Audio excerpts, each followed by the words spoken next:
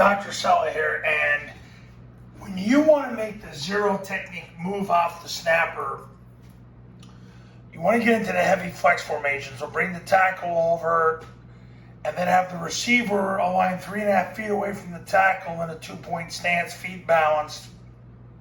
Keep the A-backs behind the second man on the surface. This is the receiver right here. So he's eligible, he's eligible, he's eligible, he's eligible, he's eligible. So is the quarterback. But when you run the zone dive, look, here's the bottom line. If the zero technique is not going to move off the snapper, take advantage of it.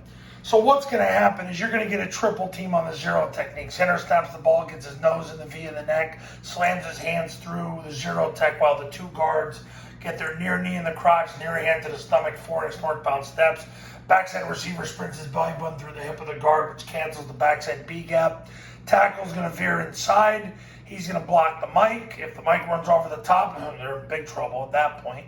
And then he'll end up on the safety. The A-back stays tight to the tackle's right hip, and he'll two-hand slam whoever shows. So if number one tries to take the B-back, he'll two-hand slam him. If he plays through the C gap and takes the quarterback, that's a beautiful thing. You'll get a double team on him.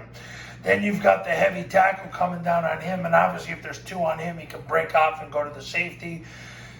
The flex receiver has the nearest inside backers, so obviously if the safety Sky forces, he'd pick him up. Otherwise, he's going to end up on the safety. Quarterback's going to take the snap, jump in the gap, point the ball. The B-back sprints for the ball. He sprints out the play side hip. The tackle gets vertical and scores. Quarterback carries out the fake through the tackle. You'll see Army do it. They're getting a lot wider on this. But nevertheless, if you want to keep it intact with what they do on the triple, that's what you would do, because Air Force and Navy, they replace on the zone dive. Backside A-back runs the pitch to occupy the secondary. But the bottom line is this. If they don't want to move the zero technique off the snapper, beat the pull out of them with heavy flex zone dive. That's what the academies are doing now.